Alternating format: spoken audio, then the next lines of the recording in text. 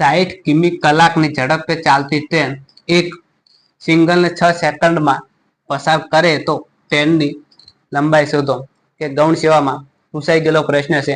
આપણે એનું સોલ્યુશન કરીએ તો કે ટ્રેનની લંબાઈ શોધો.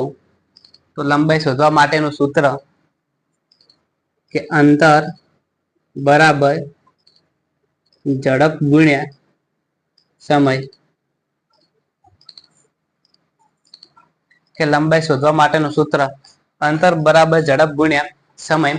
આપણે સૂત્ર મુજબ સંખ્યા મૂકી દઈએ તો કે 60 કિમી કલાકની ઝડપે, તો કે ઝડપ છે 60 કિમી, તો લખી દઈએ કે 60 કિમી કલાકની ઝડપે ચાલતી ટ્રેન એક સિંગલને 6 સેકન્ડમાં પસાર કરે છે. તો કે સમય છે 6 સેકન્ડ.